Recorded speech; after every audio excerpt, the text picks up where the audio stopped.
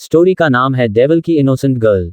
अब तक हमने देखा अति, जो अपनी खोई हुई यादों के अंधेरे में भटक रही थी, अब सब कुछ याद कर चुकी है। और जैसे ही उसे पता चला कि उसका बचपन का डेविल कोई और नहीं बल्कि अक्ष है, उसकी खुशी ने हदें पार कर दी। अब अति की दुनिया सिर्फ अक्ष के इर्द गिर्द घूमती है। और अक्ष, उसकी आंखों में जो रहस्य छुपा है, वो किसी तूफान से कम नहीं। वाइफी, मैंने कहा था ना, तुम इस बारे में कोई बात नहीं करोगी।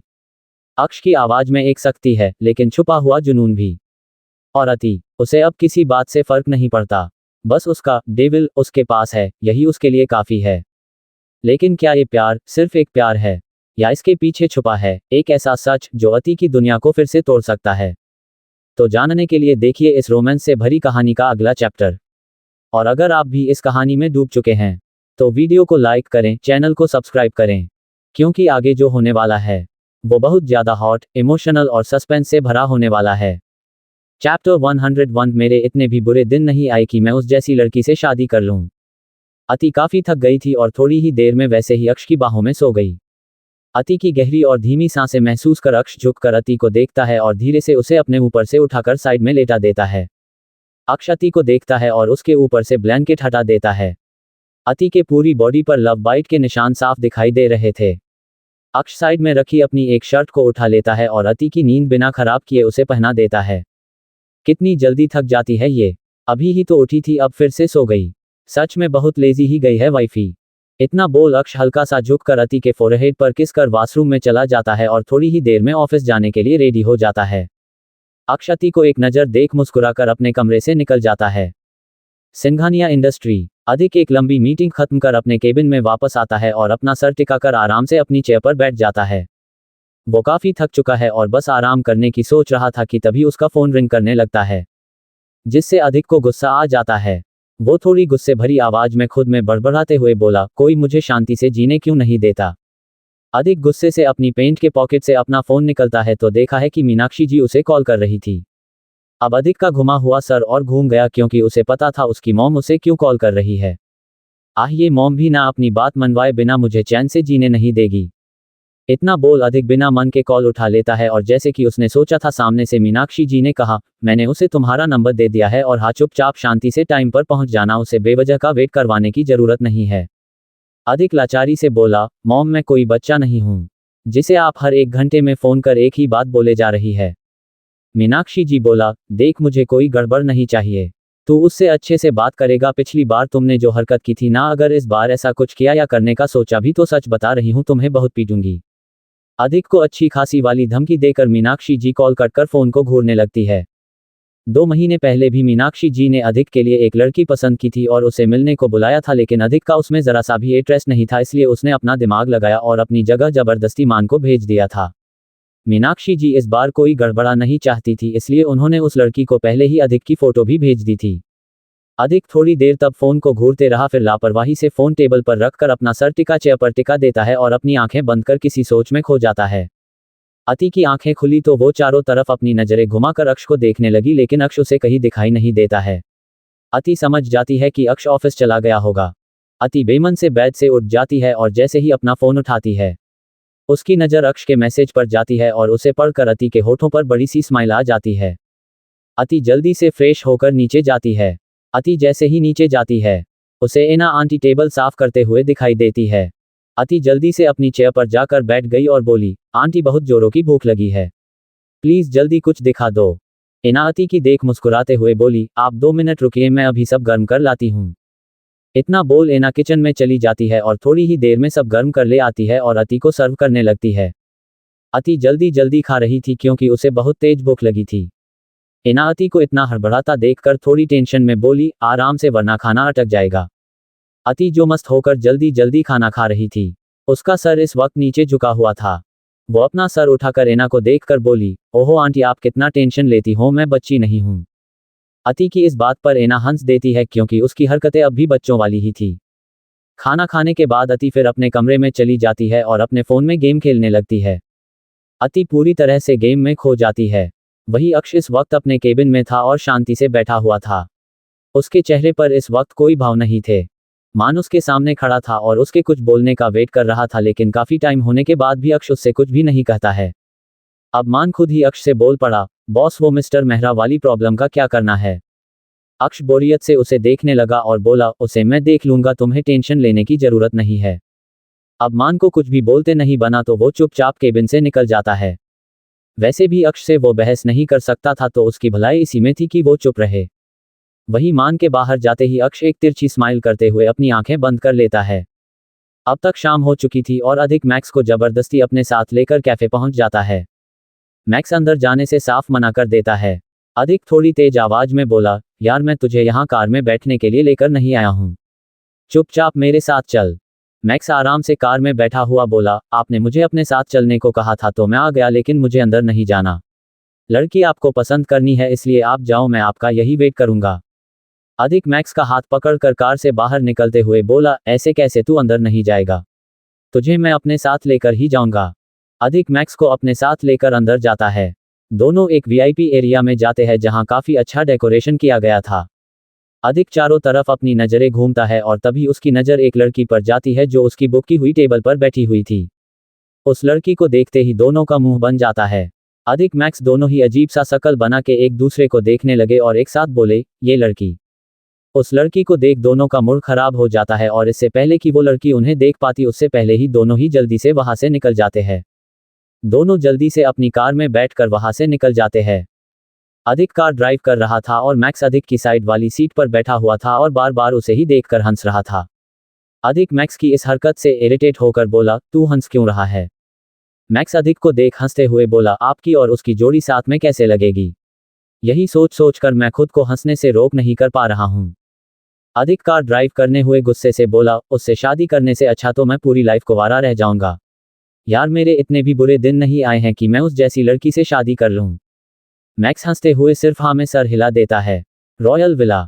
सब लिविंग एरिया में बैठे हुए थे और उनकी नजरें बार बार मेन गेट की तरह ही जा रही थी। उन्हें देखकर ऐसा लग रहा था जैसे वो किसी का बेसब्री से वेट कर रहे हैं।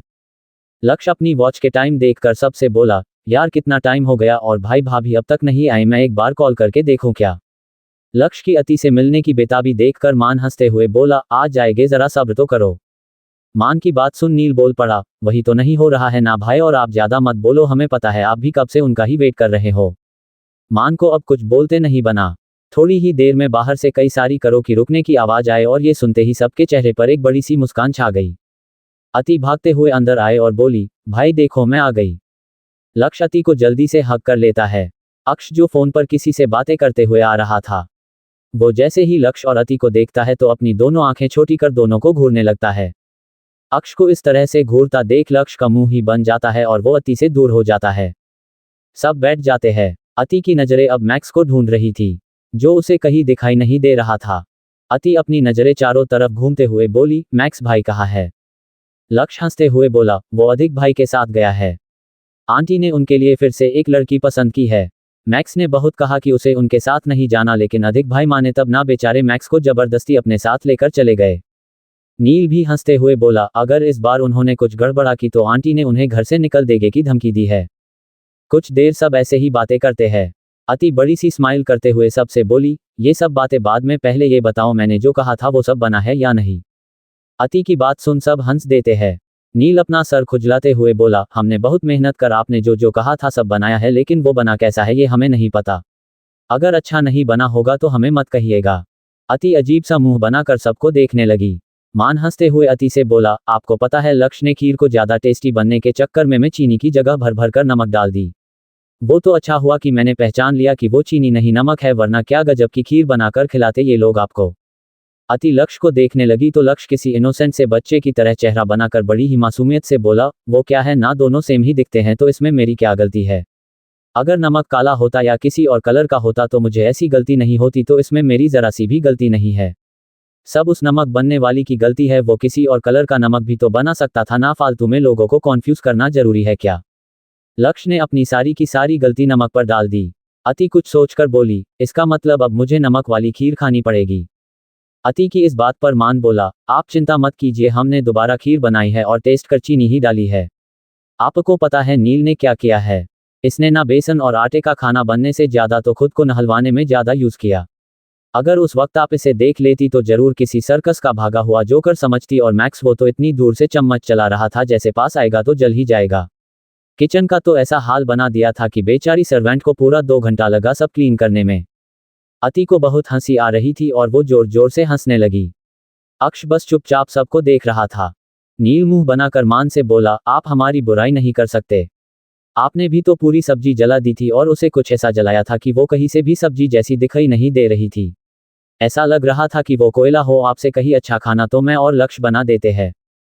इतना बोल नील अपने बालों में बड़े स्टाइल से हाथ फेरता है जैसे उसने कोई महान काम किया हो। सबकी बात सुन अति से कंट्रोल नहीं होता और अब वो और भी जोर जोर से हंसने लगती है। सब अति को ही देख रहे थे।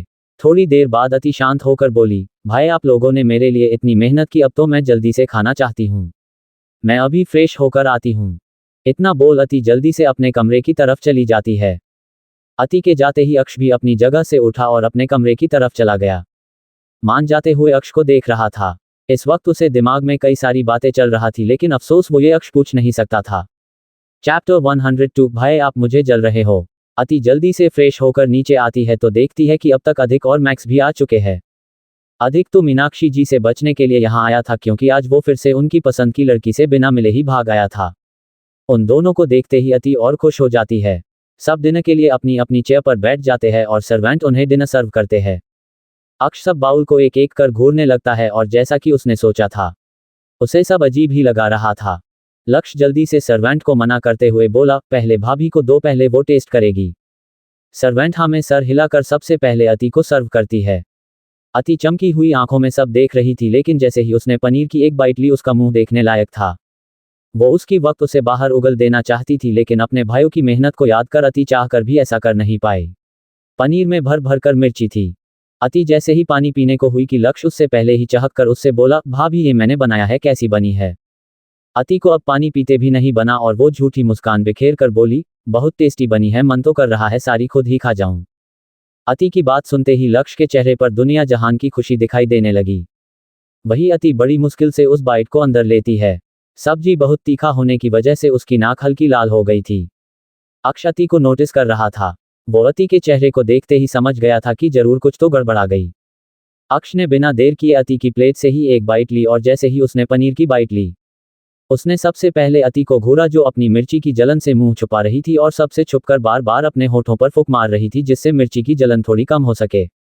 अक्ष उसे ही घूरते हुए सामने रखा ग्लास उठाकर जल्दी से अति के होठों के सामने कर बोला, वाइफी छोड़ो इसे और लो पानी पियो। इतना बोल अक्ष अति की हाथ से स्पून छीनकर उसे पानी पिलाने लगता है।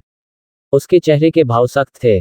अति भी बिना कुछ बोले चुपचाप पूरा ग्लास का पानी एक ही सांस में पी जाती है। उसे सच में अपने होठों और मुंह में मिर्ची की वजह से बहुत जलन हो रही थी। वही सब बस देखते ही रह गए क्योंकि किसी ने अभी खाने की बाइट नहीं ली थी। अक्ष सबको घूरते हुए लक्ष्य से थोड़ी तेज आवाज में बोला, बिजनेस ना सही पर खाना तो सही बना लेते लेकिन तुमसे तो ये भी नहीं हो पाएगा। बस बातें बड़ी बड़ी करनी अच्छे से आती है।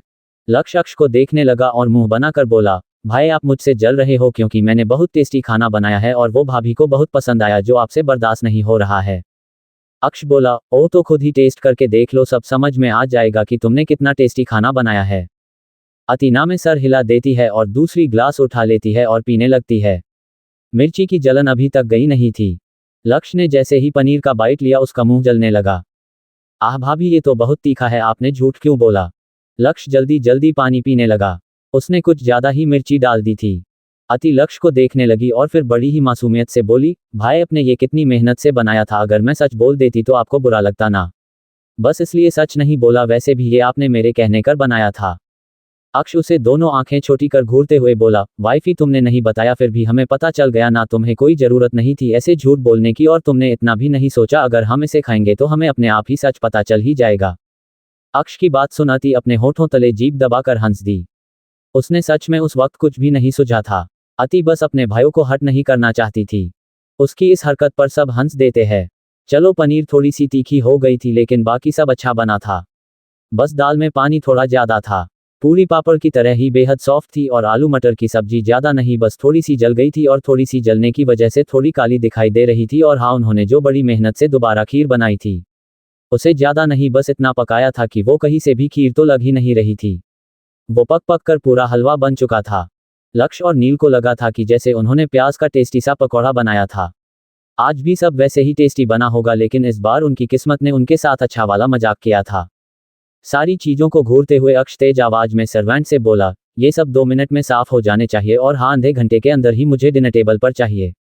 अति मना करते हुए बोली, नहीं नहीं भाई ने कितनी मेहनत से बनाई है, मुझे ये खानी है। अक्ष अति को एक नज़र घूरता है तो अति की सारी बोलती ही बंद हो जाती है और वो चुपचाप किसी मासूम बच्चे की तरह बैठ जाती है। अक्ष अति से अपनी नज़रें हटाकर सर्वेंट को बिना देखते ही बोला, अब क्या दूसरी लैंग्वेज में बोलूँ तो समझ आएगा। अक्ष का ऑर्डर मिलते ही सर्वेंट जल्दी से टेबल साफ करते हैं। वही अति नाराजगी के साथ अक्ष को घूर घूर कर देख रही थी। थोड़ी ही देर में उनका डिनर लग चुका था और अति मुंह बना बनाकर उसे खा रही थी, क्योंकि ये सब हेल्दी फूड था जो अति को थोड़ा सा भी पसंद नहीं था। डिनर के बाद अक्ष अति का हाथ पकड़कर अपने साथ कमरे में ले जाता है। वही सब बस देखते ही रह जाते हैं, क्योंकि अक्ष को कुछ कहने की हिम्मत तो उनमें थी नहीं। अति भी बार बार मुड़कर उन्हें ही देख रही थी। डिनर के बाद सब नील के कमरे में चले जाते हैं और बेड पर बिना कोई रहम किए उस पर सभी उछल पड़ते हैं। लक्ष्य बहुत एक्साइटेड होकर अधिक से बोला, भाई तो कैसे लगी मेरी होने वाली भाभी आपको? भाई इस बार आप हाँ कर दो, फिर हम मान और नीयू के साथ साथ आपकी शादी भी करवा देंगे। इससे हमारे बहुत सारे पैसे भी बच जाएंगे। भाई मैं कितना समझदार हो गया हूं ना। इतना बोल लक्ष्य एक गर्व वाली मुस्कान लिए एकटक अधिक को देखने लगता है। वही नील और मान भी अधिक के जवाब का इंतजार कर रहे थे। मैक्स हंसते हुए आज कैफे वाली बात सबको बता देता है, जिसे सुन सब जोर जोर से हंसने लगते हैं। नील अधिक को देखने लगा और मुंह बनाकर बोला, क्या आंटी से आपके लिए वो बिना दिमाग की मेकअप की दुकान को पसंद किया है? पर ये कैसे हो सकता है? वो बेवकूफ लड़की तो बॉस के पीछे पागल थी। लक्ष्य भी नील की हाँ में हाँ मिलते हुए बोला, हाँ नील बिल्कुल सही बोल रहा है। जहां तक मैं उसे जानता हूं वो भाई के पीछे कॉलेज से ही पागल है और उसकी पागलपन हम सब ने देखी है। मुझे वो इतनी सी भी पसंद नहीं है। उसे देखते ही मुझे पता नहीं क्यों पर बहुत गुस्सा आता है। मैक्स कुछ सोचकर बोला, चलो देर ही सही, लेकिन अब उस तन्वी की बच्ची को ये समझ आ चुका है कि बॉस उसके होने से रहे, इसलिए वो अपने लिए खुद ही रिश्ता ढूंढने निकल पड़ी है। और देखो उसने हमारी भोली भाली सी आंटी को अपनी जल में फंसा ही लिया, लेकिन हम उसकी दाल गलने नहीं देंगे। मान जोर से उछलकर बोला, यार जरा सोचो ना, जब उसे पता चलेगा कि बॉस ने शादी कर ली है तो उसकी शक्ल देखने लायक होगी। मुझे तो वो पल के बारे में सोच सोच कर ही मजा आ रहा है। सब एक दूसरे को देखने लगे और एक साथ हंस पड़े। अब सब अपने अपने कमरे में जाकर सो जाते हैं। वही अधिक की आंखों में दूर दूर तक नींद का एक कतरा तक नहीं था। वो बेड पर लेट गया और आंखें बंद कर किसी की यादों में खो गया। वही अति मुंह फूला कर अक्ष को घूर रही थी। अक्ष इस वक्त किसी फाइल में खोया हुआ था और बहुत सीरियस लग रहा था। अति थोड़ी देर तक वेट करती है लेकिन अक्ष नहीं आता है, बल्कि अब तो वो किसी से कॉल पर बातें करने लगता है। वो किसी बिजनेस डील के बारे में कोई बात कर रहा था। वही अति बोरियत से उसे ही देखे जा रही थी। थोड़ी देर बात करने के बाद अक्ष ऑन कॉल सामने वाले से बोला, तुम वही करो जो मैंने कहा है, बाकी सब मैं देख लूंगा। इतना बोल अक्ष बिना सामने वाले की सुने ही कॉल कट कर देता है। अब अति खुश हो जाती है। अति कब से चाह रही थी कि अक्ष जल्दी से अपना काम खत्म कर सोने आए, लेकिन ये क्या, अब तो अक्ष लैपटॉप लेकर बैठ गया था। अति आंखें छोटी कर अक्ष को घूरने लगी और खुद ही मन बोली, इतनी रात हो गई है और उन्हें अपने बिजनेस की पड़ी है। इतना सारा पैसा तो है इनके पास और पता नहीं कितने पैसे चाहिए। अति बेड से उठी और अक्ष के पास चली गई और गुस्से से लैपटॉप को घूरने लगी, जिससे उसे खा जाएगी। अक्ष लैपटॉप में खोया हुआ था कि तभी अति गुस्से में उसके सामने से लैपटॉप को हटाकर खुद उसके सामने जाकर बैठ गई। अति इस वक्त कॉफी टेबल पर बैठी हुई थी और अक्ष को ही देख रही थी। अक्ष जो कोई जरूरी काम कर रहा था, अति की इस हरकत से अति को गुस्से से घूरने लगता है। अति उसे इस तरह से खुद को घूरता देख जल्दी से अपनी बचाव में बोली, अगर रोज आप इसी तरह देर से सोएंगे तो आपकी तबीयत खराब हो जाएगी ना, और सुबह भी आप कितनी जल्दी उठ जाते हैं। अब आप अपना बाकी का काम कल करना, अब चलो सो जाते हैं। अक्ष कुछ पल अति को देखता है और फिर एक गहरी सांस लेकर अति को अपनी तरफ खींचता है। अति सीधा उसके सीने से टकराती है। अब वो टेबल से सीधा अक्ष के लैप पर थी। ये सब इतनी जल्दी में हुआ कि अति को तो कुछ समझ ही नहीं आया। अक्ष उसका चेहरा देखते हुए बोला, क्या बात है, मेरी लिटिल वाइफी अब बड़ी हो गई है, उसे मेरी इतनी टेंशन होने लगी है। अति आंखें छोटी कर बोली, क्यों, जब आपको मेरी परवाह हो सकती है तो मुझे क्यों नहीं हो सकती? क्या आपको बस इसका हक है? मैं भी अपनी लिटिल वाइफ हूँ। अक्षा में गर्दन हिला देता है और अति को उठाकर बेड की तरफ अपने कदम बढ़ा लेता है।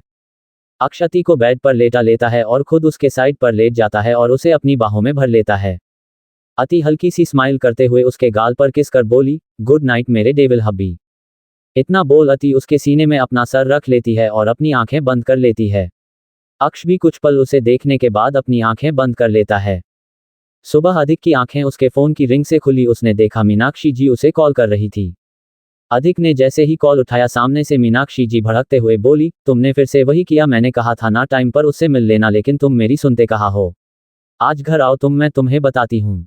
इतना बोल मीनाक्षी जी बिना अधिक को कुछ बोलने का मौका दिए कॉल कट कर देती है, क्योंकि अब वो कोई सफाई नहीं सुनना चाहती थी। अधिक बेचारा बस देखता ही रह गया। थोड़ी देर में सब रेडी होकर ऑफिस चले जाते हैं।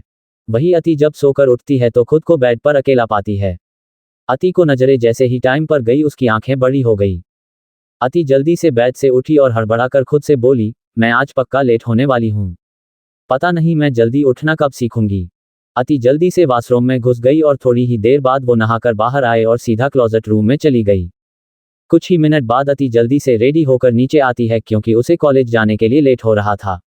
अति हॉल में पहुंचकर सबसे पहले ब्रेकफास्ट टेबल के पास जाकर एक सैंडविच उठाकर उसकी बाइट लेते हुए जोर से मैक्स को आवाज देते हुए बोली, मैक्स भाई कहाँ हो आप, मैं कॉलेज के लिए लेट हो रही हूँ, जल्दी करो वरना अगर मुझे किसी के डाटा तो मैं आपसे बात नहीं करूंगी। मैक्स अपनी हैंड वॉच पहने हुए नीचे आया और अति को देखकर सॉरी वाला फेस बनाकर बोला, सॉरी मैम थोड़ा सा लेट हो गया। अति सैंडविच मुंह में दबाए हुए बस हाँ में सर हिलाती है और दोनों ही कॉलेज के लिए निकल जाते हैं। मैक्स अति को कॉलेज के बाहर ड्रॉप कर बोला, अपना अच्छे से ख्याल रखना और हाँ मस्ती नहीं वरना बॉस मुझे नहीं छोड़ेंगे। आपकी मस्ती आजकल कुछ ज्यादा ही होने लगी है, जो बिल्कुल भी अच्छी बात नहीं है। अति अपने बाल झटक कर बोली, भाई मैं कितनी इनोसेंट हूँ, क्या मैं कोई गड़बड़ कर सकती हूँ। इतना बोल अति बड़ी सी मासूम सा चेहरा बनाकर मैक्स को देखने लगी तो मैक्स उसमें हमेशा की तरह कहीं खोसा गया। मैक्स हंसते हुए बोला, अच्छा अगर आप कोई मस्ती नहीं करती तो फिर परसों बॉस आपको किसकी शैतानियों की वजह से सुना रहे थे बताइए तो जरा। अति बड़ा सा मुंह फूला कर बोली, भाई मैं कोई भी मस्ती नहीं करती। डेविल तो बस जब देखो तब मेरी बुराई करते रहते हैं, लेकिन आपको तो पता है ना मैं कितनी इनोसेंट हूँ। इतना बोल अति हंस देती है। मैक्स सर हिलाते हुए वहां से निकल जाता है। वही अति अपनी क्लास की ओर चल देती है। इन 2 सालों में काफी कुछ बदल गया था। वही नील स्वरा को बार बार कॉल कर रहा था, लेकिन स्वरा है कि उसका कॉल आंसर ही नहीं कर रही थी, जिससे नील बहुत चिढ़ गया था। नील फोन को घूरते हुए बोला, ये मेरी जंगली बिल्ली मेरा फोन क्यों आंसर नहीं कर रही है, ये मेरे कॉल को इस तरह से इग्नोर कैसे कर सकती है। एक बार मिलने दो इसे तो मैं बताता हूँ कि मेरे कॉल इग्नोर करने का क्या अंजाम होता है। आजकल ये मुझे कुछ ज्यादा ही हल्के में ले रही है। इतना बोल नील फोन को घूरकर उसे अपने पेंट के पॉकेट में रख लेता है और बेमन से अपना काम करने लगता है। वही मैक्स अपनी कार एक विला के बाहर रोकता है। मैक्स कार से उतरकर तेज कदमों के साथ अंदर चला जाता है। मैक्स एक छोटे से कमरे के बाहर आकर रुकता है जहां पर मान खड़ा था। दोनों एक दूसरे को देखते हैं और एक साथ उस कमरे को घूरते हैं जिसके अंदर काफी अंधेरा था। अंदर देखते वक्त दोनों की आंखें बेहद लाल दिखाई दे रही थी। उन्हें देखकर ऐसा लग रहा था जैसे किसी की मौत आनी तो पक्की है। मान और मैक्स जैसे दिखाई देते हैं, आज उनसे बिल्कुल अगल ही दिखाई दे रहे थे।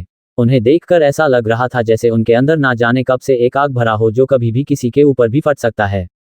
चैप्टर 103 ये ऑफिस कम और मेरी सौतन ज्यादा लगता है। मान और मैक्स जैसे दिखाई देते हैं, आज उनसे बिल्कुल अगल ही दिखाई दे रहे थे। उन्हें देखकर ऐसा लग रहा था जैसे उनके अंदर ना जाने कब से एक आग भरा पड़ा हो जो कभी भी किसी के ऊपर भी फट सकता है।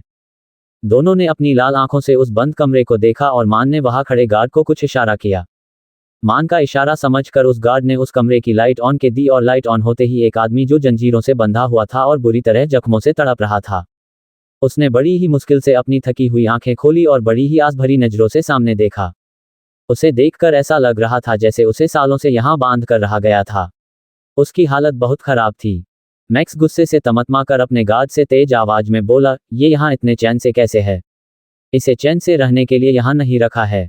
मुझे ये एक पल के लिए भी बिना दर्द के दिखाई नहीं देना चाहिए। मैक्स की बात सुनते ही वो आदमी कांप गया। उसका शरीर पहले ही इतना दर्द महसूस कर रहा था कि वो और छोटी सी खरोच भी सहन नहीं कर सकता था। मैक्स की बात सुन गार्ड गर्म पानी लाकर उस आदमी के ऊपर उड़ेल देता है और ऐसा होते ही वो आदमी दर्द से तड़प उठा और जोर जोर से छटपटाने लगा। उसके पूरी बॉडी में पहले से ही बहुत सारे गहरे जख्म बने हुए थे, जिस पर गर्म पानी पड़ते ही उसका दर्द दोगुना हो गया था, क्योंकि उसमें पहले से ही नमक डाला हुआ था। वो आदमी अपनी बेजान शरीर में पूरी ताकत लगाकर गिड़गिड़ाते हुए मैक्स से बोला, मुझसे गलती हो गई, प्लीज मुझे माफ कर दो, मुझे छोड़ दो, मैं कभी तुम लोगों ने सामने नहीं आऊंगा, प्लीज मुझे जाने दो। उस आदमी की आवाज से ही उसके दर्द का साफ पता लगाया जा सकता था। उसका शरीर कई दिनों से खाना ना खाने और इतना टॉर्चर ना झेल पाने की वजह से बहुत कमजोर हो गया था। मान उसके पेट पर कस के एक पंच मारकर बोला, क्या कहा तुमने? तुझे छोड़ दूं? तुझे पता भी है तुमने क्या किया है? तुम्हारी वजह से हमने उसे दर्द में देखा जिसकी एक आह तक सुनने से हमें कितनी तकलीफ होती थी। मैक्स आगे बोला, तुम्हारी वजह से वो खून से सनी हुई थी और मौत से लड़ रही थी और तुम चाहते हो हम तुम्हें ऐसे ही छोड़ दे। नहीं, तुम्हें तो मौत से भी बदतर सजा मिलेगी। मैक्स गुस्से से कांप रहा था।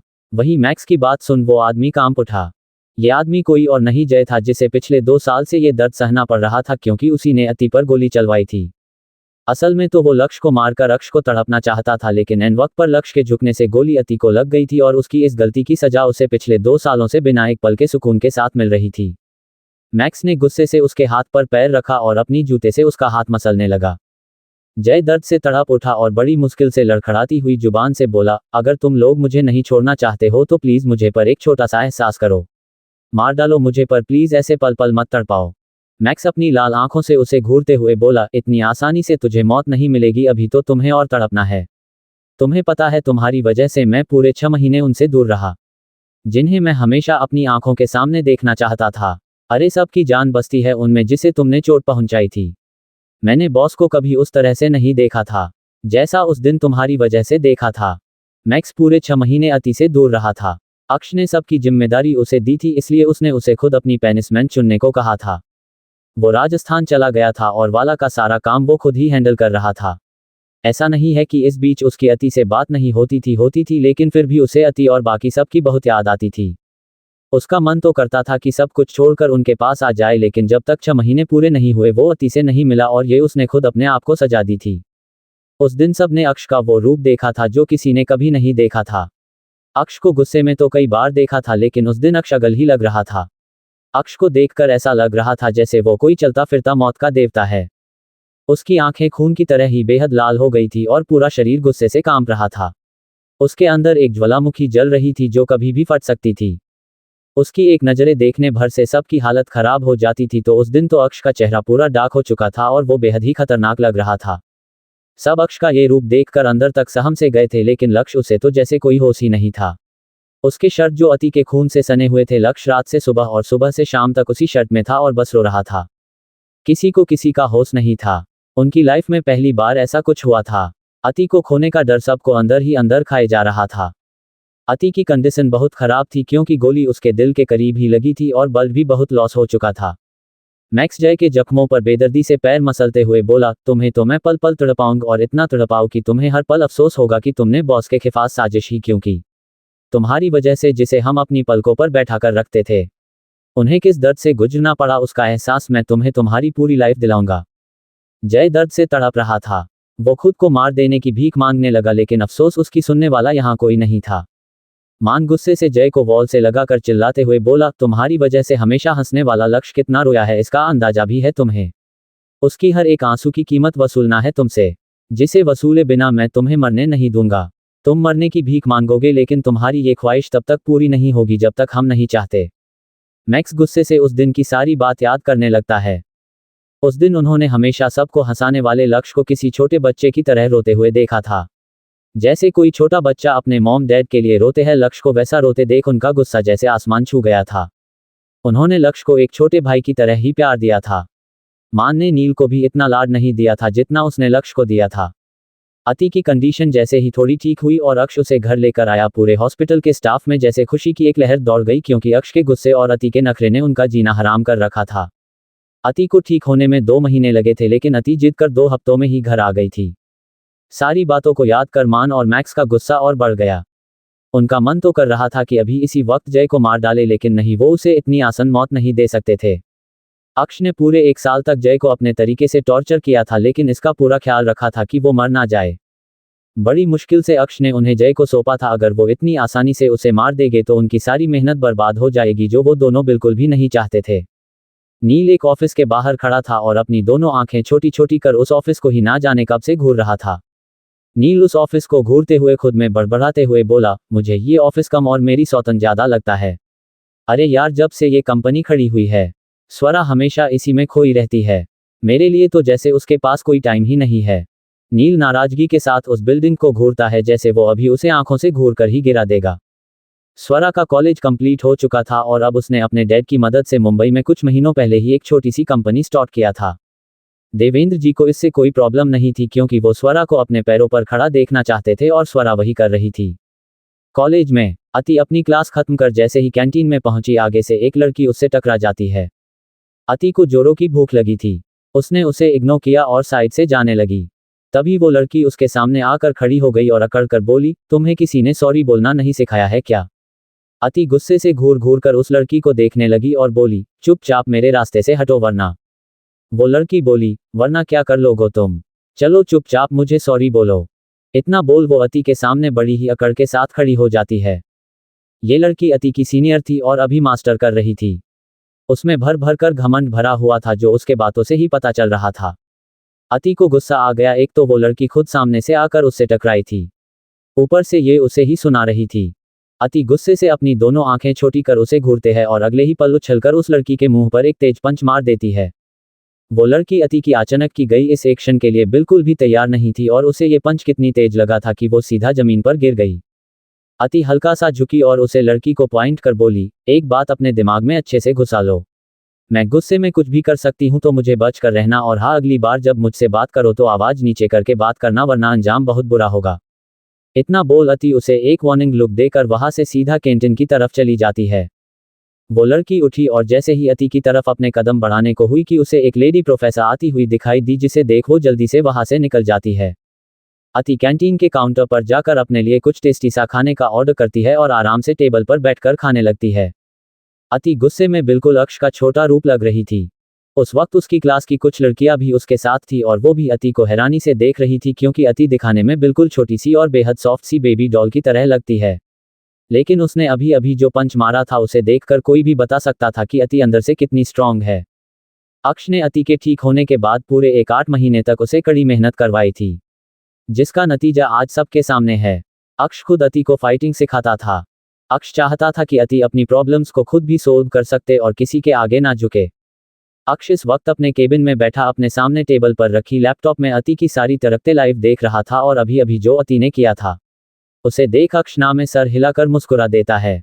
अक्ष लैपटॉप को बंद कर साइड में रख देता है। अक्ष आंखें बंद कर हल्का सा मुस्कुरा कर बोला, ओह माय लिटिल वाइफी, तुम गुस्से में और भी ज्यादा क्यूट लगती हो और तुम्हारी ये क्यूटनेस मुझे तुम्हारे लिए और पागल बनती है। ये बोलते वक्त अक्ष के चेहरे पर छोटी सी स्माइल थी। अक्ष अति को ही याद करने में खोया हुआ था कि तभी मैक्स अंदर आता है। मैक्स जैसे ही कुछ कहने को हुए कि अक्ष उसे अपना हाथ दिखाकर रोक देता है।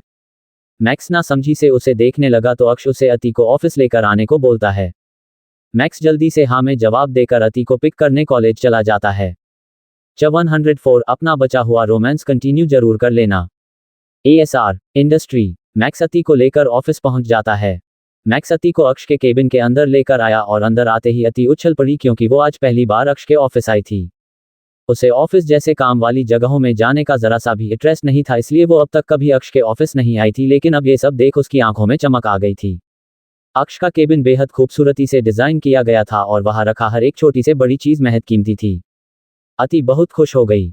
अब उसे जल्दी से अक्ष से मिला था, इसलिए वो मैक्स को देखने लगी।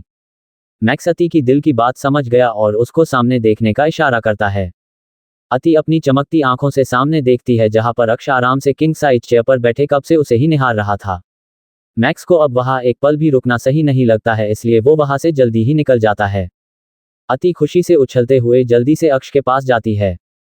अति बहुत खुश थी। वो जैसे ही कुछ बोलने के लिए अपना मुंह खोलती है वैसे ही अक्ष उसकी कमर पकड़कर अपनी गोद में बैठा लेता है।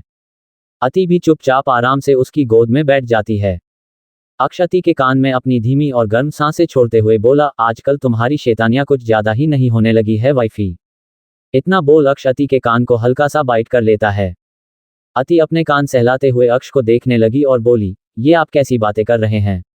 मैं तो बहुत मासूम हूं ना, देखो मुझे, क्या मैं कोई शैतानी कर सकती हूं? इतना बोल बड़ी ही मासूम सा शकल बना देती है।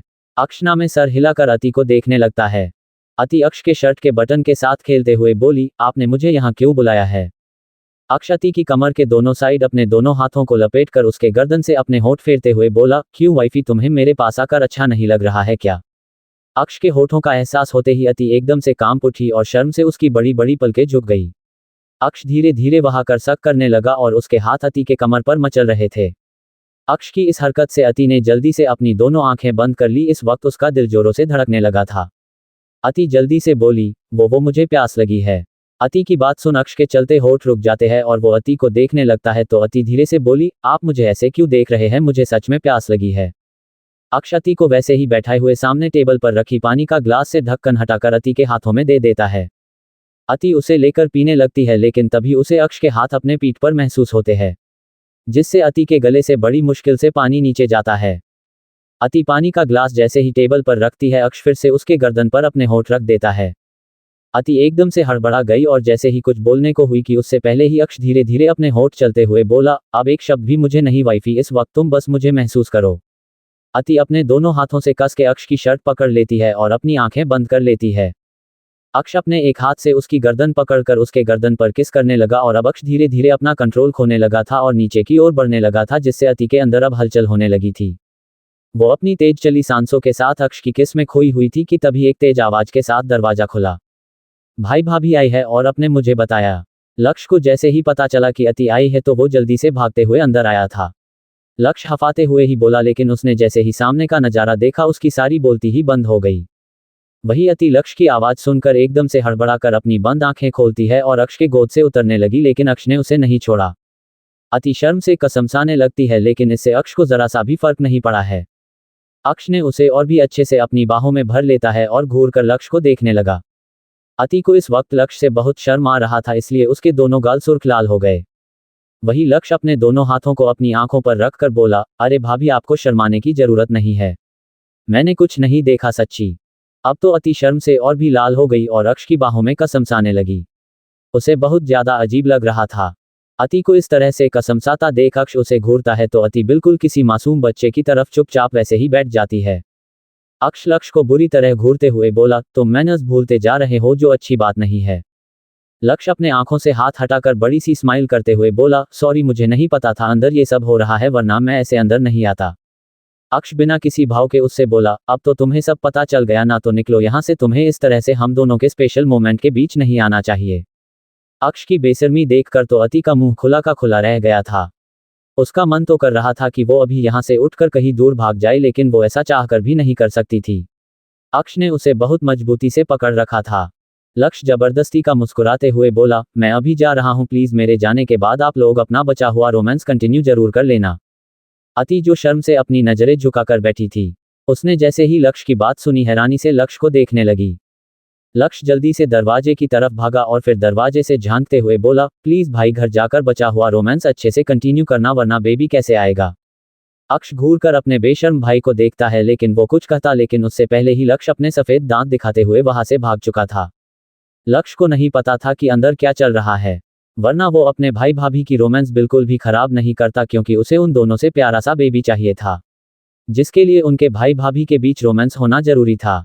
लक्ष्य वहां से निकलकर अपने केबिन में ना जाकर लगभग भागते हुए मैक्स की केबिन में चला गया और खुशी से किसी छोटे बच्चों की उछलते हुए बोला, मैक्स मुझे लगता है जल्द ही मेरा ड्रीम पूरा होने वाला है। मैक्स हैरानी से उसे ही देख रहा था, उसे तो कुछ समझ ही नहीं आ रहा था। लक्ष्य को देखकर ऐसा लग रहा था जैसे किसी छोटे बच्चे को उसकी फेवरेट चॉकलेट मिल गई हो। लक्ष्य खुशी से उछलकर वही टेबल पर बैठ गया। लक्ष्य के इस तरह से उछलकर टेबल पर बैठने से टेबल पर रखा एक सुंदर सा कांच का शोपीस गिरने ही वाला था कि मैक्स ने उसे पकड़ लिया। मैक्स जल्दी से उस शोपीस को पकड़कर फिर से उसी टेबल पर रखकर लक्ष्य को घूरते हुए बोला, सर प्लीज मेरे केबिन में कोई तोड़फोड़ मत कीजिए, और आप ये बच्चों की तरह हरकतें क्यों कर रहे हैं। कम से कम ऑफिस में तो बच्चों जैसी हरकतें मत कीजिए, अगर किसी ने देख लिया तो आप पर बहुत हंसेंगे। इतना बोल मैक्स भी हंस देता है क्योंकि लक्ष्य की हरकतें ही वैसी थी। लक्ष्य मैक्स को देखकर बड़ी सी स्माइल करते हुए बोला, मैक्स तुम्हें पता है मैं अभी अभी भाई के केबिन में गया था और वहां का नजारा देखकर ऐसा लग रहा है जैसे मेरा वो ड्रीम जल्द ही पूरा होने वाला है और जल्द ही एक छोटा सा डेविल बेबी मेरे पास होगा, लेकिन वो भाई की तरह खड़ूस नहीं बल्कि भाभी की तरह क्यूट होगा। फिर हम दोनों मिलकर भाई को खूब परेशान करेंगे। जिस तरह से अति और अक्ष एक दूसरे के करीब थे उससे लक्ष्य का चाचू बनने का ड्रीम जल्दी ही पूरा होने वाला था। लक्ष्य को ये सोच सोच कर ही खुशी महसूस हो रहा था कि वो दिन दूर नहीं है। उसकी खुशी देखकर मैक्स जैसे पागल ही होने वाला था। मैक्स ना में गर्दन हिलाकर बोला, ये फिर से पागल हो गए, पता नहीं तब क्या होगा जब सच में बॉस का बेबी आएगा। मैक्स मुस्कुरा देता है लेकिन फिर कुछ सोचकर बोला, इतनी जल्दी बॉस का बेबी नहीं होना चाहिए, अभी मैम की स्टडी भी पूरी नहीं हुई है और वो तो खुद ही अभी बच्ची है। मैक्स की ये बात सुन लक्ष्य भी शांति से बैठ जाता है क्योंकि ये बात भी बिल्कुल सही थी। अति अभी बेबी के लिए बहुत छोटी थी। लक्ष्य कुछ सोचकर फिर से स्माइल करते हुए मैक्स से बोला, यार मुझे उतनी भी कोई जल्दी नहीं है, मैं बेबी के लिए वेट कर लूंगा और वैसे भी किसी महापुरुष ने कहा है कुछ अच्छा पाने के लिए सब्र करना जरूरी होता है। मैक्स बोला, अभी सब्र करना ही सही होगा। लक्ष्य उसकी हाँ में हाँ मिलते हुए बोला, मुझे पता है भाभी अभी इसके लिए बहुत छोटी है, लेकिन क्या करूं। मेरे जो अंदर जो चाचू बनने का भूत सवार है वो मानता ही नहीं है। अब दोनों आपस में कुछ ना कुछ बातें करने लगते हैं। वही अति शर्म से पूरी लाल हो चुकी थी। चैप्टर 105 मुझे उस दिन का बेसब्री से इंतजार रहेगा। मीनाक्षी जी अधिक के केबिन में बैठी अधिक को ही घूर घूर कर देख रही थी। उनके इस तरह देखने से अधिक काफी परेशान हो गया था। अधिक परेशानी से अपना सर पकड़कर बोला, मॉम प्लीज इस तरह से मत देखिए, मैंने कहा ना वो लड़की सही नहीं थी। मीनाक्षी जी आंखें छोटी कर बोली, अच्छा और ये तुम्हें कैसे पता, तुम तो उससे मिले भी नहीं और यहाँ उसकी बुराई कर रहे हो। अरे कम से कम झूठ तो ढंग का बोलो जिस पर मुझे थोड़ा तो यकीन हो। अधिक को समझ नहीं आ रहा था कि वो अपनी मॉम को कैसे समझाए। वो एक गहरी सांस लेकर बोला, मॉम मैं सच बोल रहा हूँ, उसका नाम तन्वी है और वो एक नंबर की चालू चीज है। आपको नहीं पता उसके कारनामे, वो हमारे अक्ष के लिए पूरी पागल है। आपको नहीं पता वो पागल तन्वी कॉलेज टाइम से ही अक्ष के लिए कैसी कैसी हरकतें करती आई है। अगर मैंने आपको वो सारी बातें बता दी तो आपको उससे नफरत होने लगेगी। मीनाक्षी जी हैरानी से अधिक को देखने लगी तो अधिक उठा और उनके पास जाकर बैठ गया। मीनाक्षी जी थोड़ी नाराजगी से उसे ही देख रही थी। अधिक मीनाक्षी जी का हाथ अपने हाथ में लेकर आराम से बोला, मॉम मैं जानता हूं आपको अपनी बहू को लेकर बहुत सारी ख्वाहिशें हैं। आप हमेशा से एक बेटी चाहती थी और अब आप अपनी उन ख्वाहिशों को अपनी बहू से पूरा करना चाहती है, लेकिन मॉम मुझे भी तो कोई पसंद आनी चाहिए ना, लाइफ मुझे जीनी है उसके साथ। जिस दिन मुझे कोई ऐसी लड़की मिलेगी जो आपकी बहू बनने के काबिल होगी, उस दिन मैं खुद आपको आकर बताऊंगा, लेकिन प्लीज मॉम तब तक के लिए थोड़ा सा वेट कर लीजिए। मीनाक्षी जी को अधिक की बात सही लगी। लाइफ अधिक को उसके साथ बितानी है तो वो उसे फोर्स नहीं कर सकती। मीनाक्षी जी बेमन से उतरा हुआ चेहरा लेकर बोली, ठीक है मुझे उस दिन का बेसब्री से इंतजार रहेगा जब तुम मुझे मेरी बहू से मिलवाओगे, लेकिन थोड़ा जल्दी करना वरना कहीं ऐसा ना हो सारी जिंदगी कुंवारा रहना पड़े। इतना बोल मीनाक्षी जी बाहर चली जाती है। मीनाक्षी जी के बाहर जाते ही अधिक चैन की सांस लेता है। अधिक चेयर से सर टिकाकर अपनी आंखें बंद कर लेता है और आंखें बंद करते ही उसके आंखों के सामने किसी का चेहरा घूमने लगता है और उस चेहरे को देख उसके होठों पर एक बड़ी सी मुस्कान छा जाती है। कुछ देर बाद अधिक एक बड़ी मुस्कान के साथ अपनी आंखें खोलता है। अधिक कहीं खोए हुए ही बोला, अब आपको कैसे बताऊं मॉम कि आपके बेटे का दिल तो किसी ने पहले ही चुरा लिया है और मैंने ठान लिया है कि चाहे जो भी हो जाए मैं उसे ही आपकी बहू बनाऊंगा। अधिक अपने दिल पर हाथ रख मुस्कुरा देता है। स्वरा का घर। स्वरा ऑफिस से सीधा घर आती है। वो बहुत थक चुकी थी। वो जैसे ही अंदर आती है उसकी नज़र सबसे पहले सामने आराम से सोफे पर फैलकर बैठे नील पर जाती है। तुम यहाँ क्या कर रहे हो? ये बोलते हुए स्वरा उसके सामने आकर खड़ी हो गई। नील जो अपने फोन में गेम खेल रहा था, वो अपना चेहरा उठाकर अजीब सा मुंह बनाकर, क्या यार तुम्हारे पास सच में दिमाग की कुछ ज्यादा ही कमी है। भगवान जब दिमाग बांट रहे थे तब क्या तुम्हें अपने उसे बेकार से दोस्त के साथ कहीं घूमने गई थी जो तुम्हारा ऊपरी हिस्सा पूरा खाली पड़ा है। स्वरा गुस्से से नील पर चिल्लाते हुए बोली, तुम इतनी देर से मेरा बेइज्जती करने के लिए मेरा वेट कर रहे थे। स्वरा को गुस्से में देख नील अपनी सफेद दांत दिखाते हुए बोला, यार गुस्सा क्यों होती हो, अगर मैं यहाँ हूँ इसका मतलब जरूर तुमसे ही मिलने आया होगा ना, लेकिन तुम्हें इतनी सी बात भी समझ नहीं आती। स्वरा जो पहले से बहुत थक गई थी नील की बात सुन गुस्से से उसे घूरने लगी और थकी हुई आवाज में बोली, अच्छा तो क्या बात करनी है तुम्हें, मुझे जो घर तक आना पड़ा जल्दी बोलो। स्वरा की बात सुन नील बोला, यार हद है, कभी तो मुझ जैसे शरीफ और हैंडसम लड़के से अच्छे से बात कर लिया करो। मैं कब से तुम्हारा वेट कर रहा था लेकिन तुम तो आते ही मुझे पर बेमतलब का भड़क पड़ी। अपने घर आए मेहमानों से कोई इस तरह से बात करता है क्या? लगता है लंदन में रह रहकर इंडियन कल्चर भूल चुकी हो। तुम जैसे इंडियन लोग ही इंडियन कल्चर को बदनाम करते हो। चाय नाश्ता तो पूछा नहीं बस बरस पड़ी। नील की इतनी लंबी लेक्चर सुन स्वरा अपना सर पकड़कर नील को देखने लगी और बोली, अब अपनी लेक्चर बंद करो, मैं बहुत थक गई हूं, तुम यही बैठो मैं फ्रेश होकर आती हूं। नील ने स्वरा को देखा जो सच में बहुत थकी हुई लग रही थी। नील सिर्फ हाँ में सर हिला देता है। स्वरा जल्दी से अपने कमरे की तरफ चल दी। स्वरा जैसे ही कमरे में आई उसने अपना पर्स सोफे पर फेंका और खुद बेड पर लेट गई। आज की मीटिंग ने तो सर में दर्द कर दिया है और घर आते ही उस बंदर की इतनी लंबी लेक्चर ने बाकी बचा कुचा का सर भी पूरा कर दिया। स्वरा थकी हुई आवाज में बोली और आंखें बंद कर थोड़ी देर वैसे ही लेटी रही। स्वरा आज इतना थक गई थी कि वो इस बात को बिल्कुल ही भूल चुकी थी कि नील उसका नीचे वेट कर रहा है। काफी टाइम बाद जब स्वरा को थोड़ा राहत मिली तो स्वरा बेमन से उठी और बाथरूम में चली गई। वहीं नील नीचे स्वरा का वेट कर रहा था। वो स्वरा के इग्नोर करने से पहले ही बहुत चिढ़ चुका था और स्वरा को अब तक नीचे ना आता देख वो और ज्यादा चिढ़ गया। स्वरा जैसे ही नीचे आती है तो नील उस पर बरस पड़ता है। नील स्वरा के पास जाकर बोला, तुम मुझे जानबूझकर इग्नोर कर रही हो ना। स्वरा जो पहले ही काफी थकी हुई थी वो नील को गुस्से से घूरते हुए बोली, ओह तो तुम्हें अब जाकर समझ आया, चलो अच्छा है। अब जब तुम सब समझ ही गए हो तो यहाँ खड़े क्यों हो, जाओ। अब क्या था, दोनों ही शुरू हो गए। दोनों ही थोड़ी देर झगड़कर जब थक जाते हैं तब आराम से फैलकर बैठ जाते हैं। ASR industry. लक्ष्य के बाहर जाते ही अति अक्ष को घूरने लगी और मुंह बनाकर बोली, आपको शर्म नहीं आती क्या। अक्ष बेफिक्री से बोला, किस लिए। अति थोड़ी नाराजगी के साथ बोली, लक्ष्य भाई ने हमें देख लिया और मैं आपसे खुद को छुड़ा रही थी लेकिन आपने मुझे नहीं छोड़ा। आपने ऐसा क्यों किया। अब पता नहीं लक्ष्य भाई हमारे बारे में क्या सोच रहे होंगे। अति को बहुत शर्म आ रही थी। अक्ष अति के नाक को अपने नाक से रफ करते हुए बोला, आई डोंट केयर वाइफी की लक्ष्य हमें इस तरह से देखकर क्या सोचेगा। और एक बात, तुम मेरी लीगल वाइफ हो। अगर मैं तुम्हारे साथ रोमांस नहीं करूंगा तो और किसके साथ करूंगा। मेरा हक है ये सब, और वैसे भी तुमने लक्ष्य की बात अच्छे से नहीं सुनी। वो चाहता है कि हम घर जाकर अपना बचा हुआ रोमांस अच्छे से कंप्लीट करें। अक्ष की बात सुन अति शर्म से लाल हो गई और अक्ष के सीने पर अपने छोटे छोटे हाथों से मारते हुए बोली, ये आप कैसी बातें कर रहे हैं। आपको बिल्कुल भी शर्म नहीं आती ऐसी बातें करते हुए। आप कितने बेशर्म हो गए हो।